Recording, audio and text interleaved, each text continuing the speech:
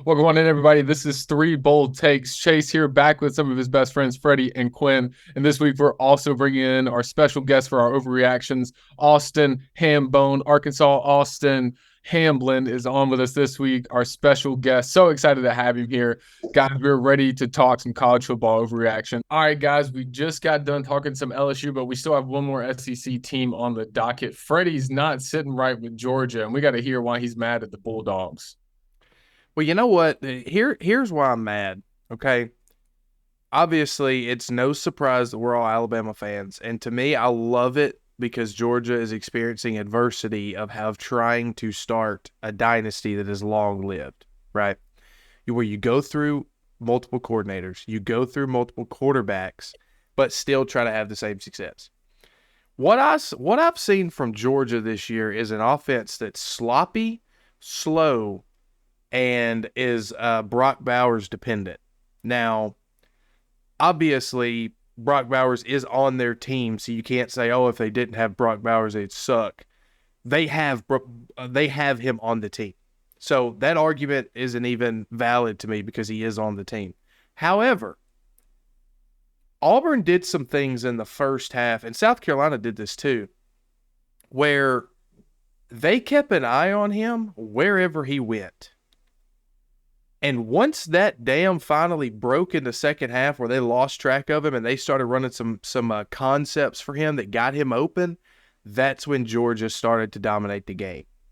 So my thing is their defense is still pretty good, really good. I mean, they're not the dominating defenses that we've seen the past 2 years, in my opinion. I mean, UAB hung 21 points on them.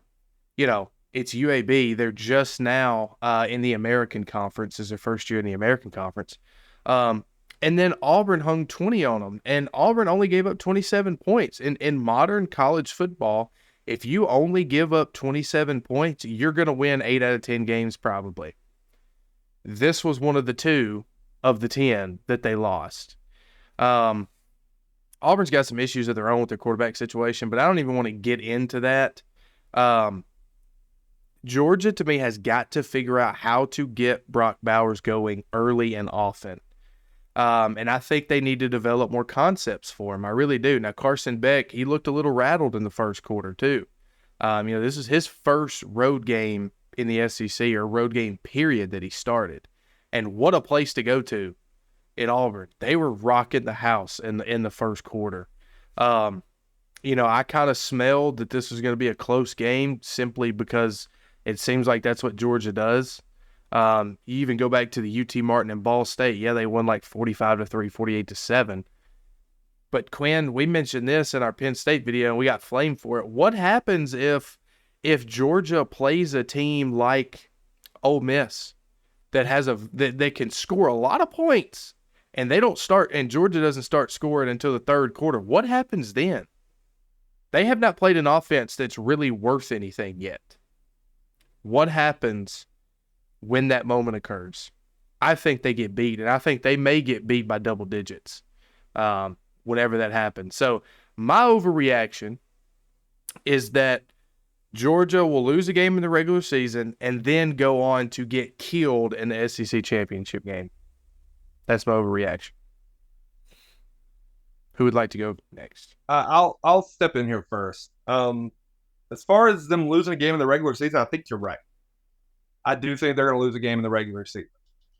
I'm not going to have the absolute confidence to tell you which game. I think the teams that are most likely to expose their problems would be Ole Miss or Tennessee, given their ability to jump out early. The one thing that keeps me from being gung-ho about them losing a game for sure, though, is that Ole Miss and Tennessee are like their toughest games left on their schedule.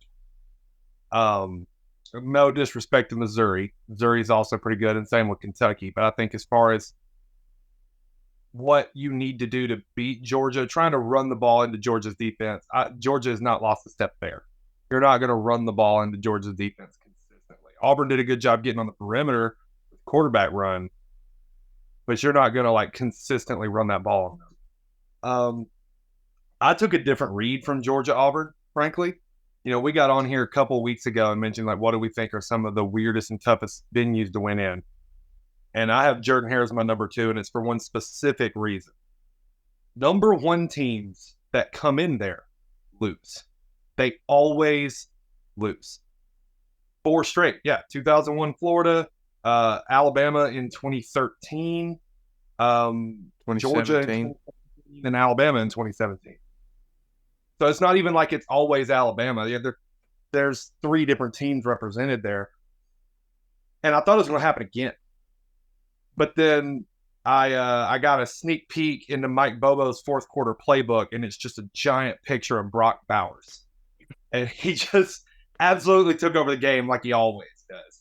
And I don't really know if there's a complete answer to that because I think he's such a mismatch, especially at the collegiate level in the middle of the field against linebackers. It's scary what he can do, especially catching the ball like he can catch the football. I do think Georgia could get exposed in the SEC title game because that's where they're going to run into a team who I think has what they truly need to beat Georgia, which is the ability to score while playing good enough defense to keep Georgia from scoring on them. My concern with Ole Miss is Georgia's defense is good enough to slow them down, and Ole Miss's offense is bad enough to let Georgia score.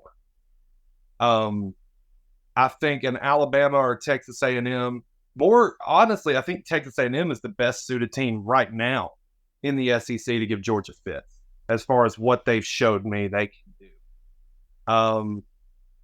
I'm not convinced of Georgia as a national champion right now. I can tell you that. But I do think I don't take anything negative from Auburn. Most of my negative takes come from South Carolina because watching them beat Auburn in Auburn when things were going wrong for them all day, like we keep talking about, that is a sign of a championship level team. When I was watching the game and they had that tied moment late and they go and score, and then Auburn gets the ball back late and they pick Auburn off, I was like, that doesn't happen. You don't do that in Jordan Hare. Some weird thing cost you the game, and it didn't happen to him. And I think there is something to that. Austin, I'll let you go ahead and jump in. All right. Yeah. Yeah, I'm not seeing it. I still think Georgia is the best team in the SEC. I think we're going to see them in the playoff. I think they're going to win the SEC. I think they could potentially lose a game, and I'll kind of piggyback off of Quinn. I do think Ole Miss and Tennessee both give them as far as who else is left on their schedule. I think those are the 2 games left on their schedule that really could give them fits, but I just don't see either Ole Miss or Tennessee. I don't see either one of them with a good enough defense to really stop Georgia's offense enough to where those high-powered offenses can really get going and be able to outscore Georgia because like it's already been said, Georgia's defense is still Georgia's defense. They're not what they were, but I mean, you can't really compare to what they were. I mean, we've seen 2 of the greatest defenses to ever, play in college football the past 2 years throughout from Georgia. And I still think they have a very, very good defense, and I think that's what's going to carry them throughout the year. I think from this Auburn game, what I took, I think it's more positives than negatives, because going into Jordan Hare and beating a decent Auburn team, maybe not a great Auburn team, but a decent Auburn team, that any given weekend could pull off an upset, especially at home. I think having Carson Beck with his first road start, I think kind of getting some more experience under his belt and everything, I think that's going to really help them later in the year, especially when they go to Tennessee, go to Knoxville, and take on the Vols over there. But I think they're fine. I don't think this is enough to turn me off of Georgia right now. I think they're okay.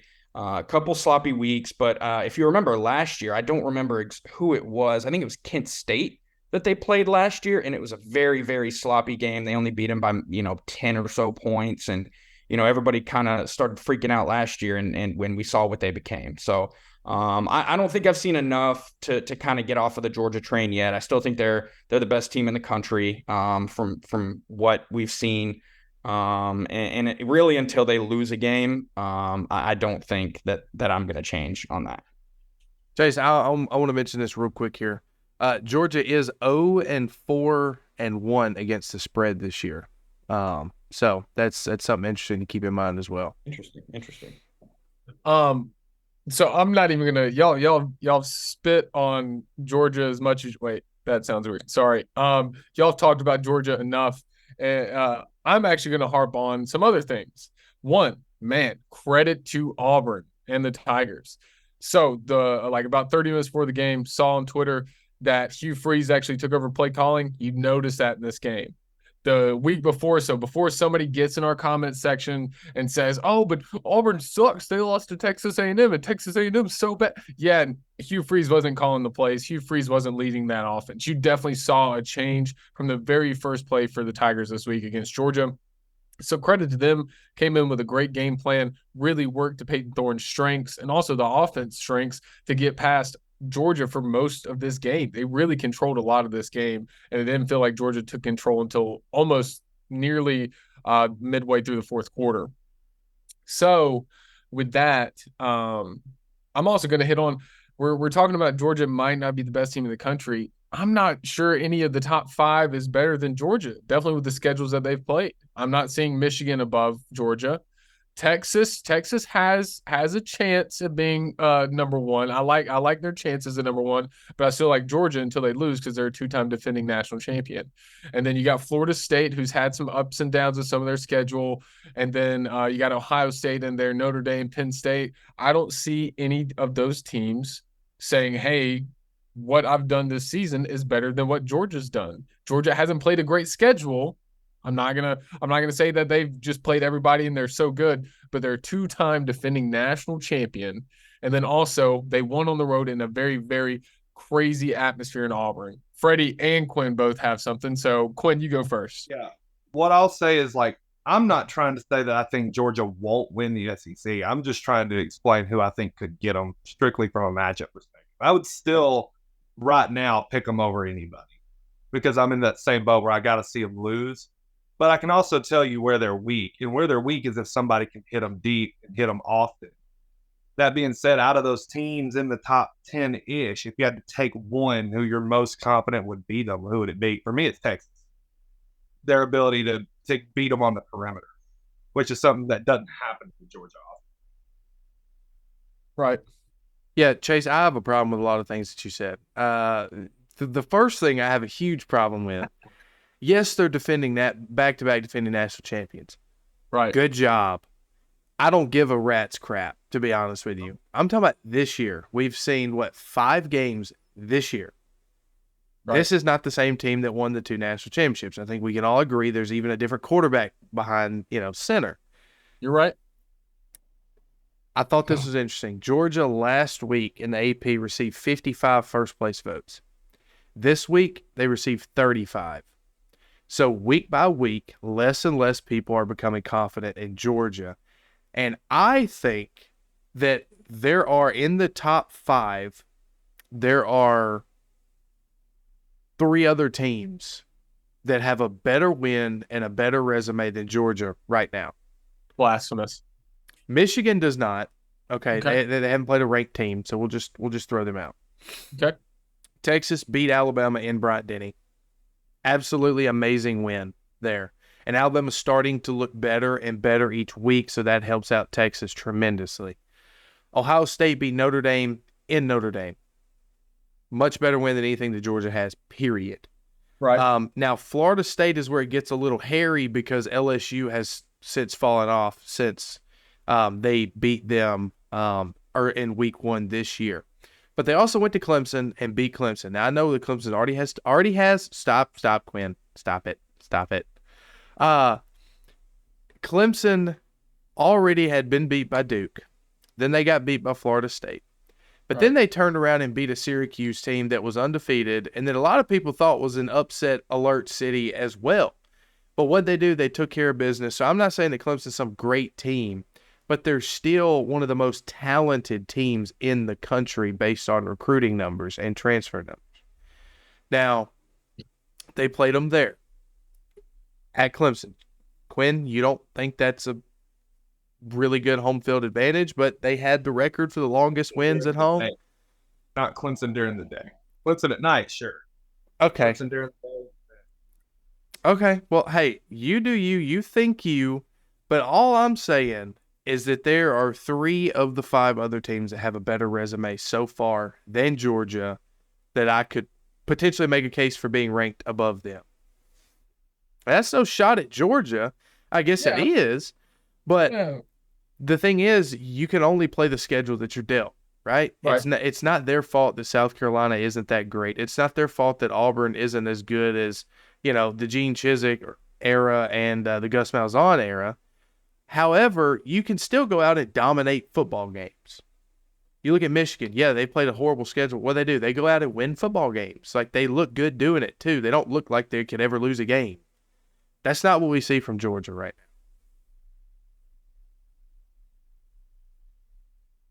now. Austin, do you have something? Yeah, I think the defense of Georgia, and I know that